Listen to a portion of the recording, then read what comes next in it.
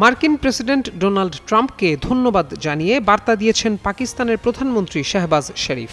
এ সময় তিনি সম্ভাব্য শান্তি চুক্তি নিয়ে আশাবাদ ব্যক্ত করেন। মঙ্গলবার এক্সে এ বিষয়ে একটি পোস্ট করেন পাকিস্তানের প্রধানমন্ত্রী। পোস্টে শরীফ বলেন, চলমান কূটনৈতিক প্রচেষ্টা এগিয়ে নেওয়ার জন্য যুদ্ধবিরতির মেয়াদ বাড়ানোর অনুরোধ গ্রহণ করায় আমার এবং ফিল্ড মার্শাল সৈয়দ অসীম মুনিরের পক্ষ থেকে প্রেসিডেন্ট ট্রাম্পকে আন্তরিক ধন্যবাদ জানাই। তিনি জানান, পাকিস্তান একটি আলোচনার মাধ্যমে সমাধান খুঁজে বের করার প্রচেষ্টা চালিয়ে যাবে।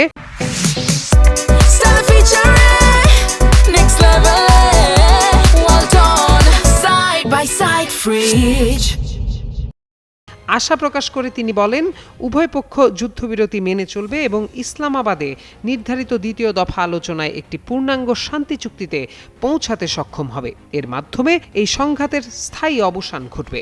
এর আগে ইরানের সঙ্গে চলমান যুদ্ধবিরতির মেয়াদ বাড়ানোর ঘোষণা দিয়েছেন মার্কিন প্রেসিডেন্ট ডোনাল্ড ট্রাম্প। তবে যুক্তরাষ্ট্র ইরানের ওপর নৌ অবরোধ বজায় রাখবে বলে জানিয়েছেন তিনি।